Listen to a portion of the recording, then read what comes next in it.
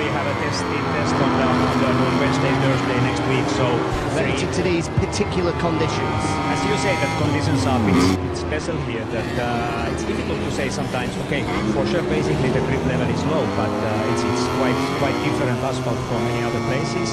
And also, I have to say that all of our riders, they didn't feel great yesterday. That there is not really best front feeling in many points, a little bit like a rear pushing front feelings and etc.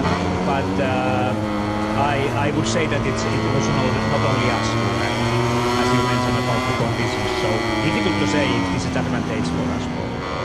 But better we are just focusing for our work, and now in next half hour we understand much more.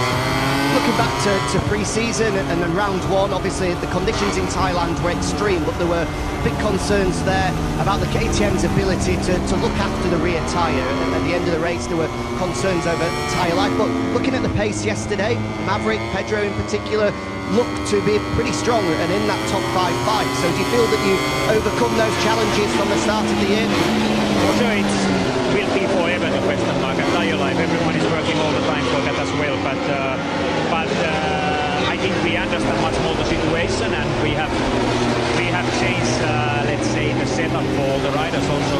Rather than half empty, but he feels he's maybe only got to improve by a tenth or two to maybe get on terms with Alex Marquez. So we'll see whether Maverick Vinales is proven correct on the Tech 3 KTM, but the general trend, you're absolutely right, was the most expected to be Mark and Alex up at the front, and then quite a big group behind them, which might well involve the KTMs. You'd expect it to involve Pecco Bagnaia. You'd also potentially expect it to involve the Hondas of Joan Zarco and Joan Mir. So there is certainly going to be quite a big battle achievable for Bezzecchi. If he can achieve that, he will also be firmly in that group that we've been describing already, which could be as many as half a dozen or more riders that could be fighting for that final spot on the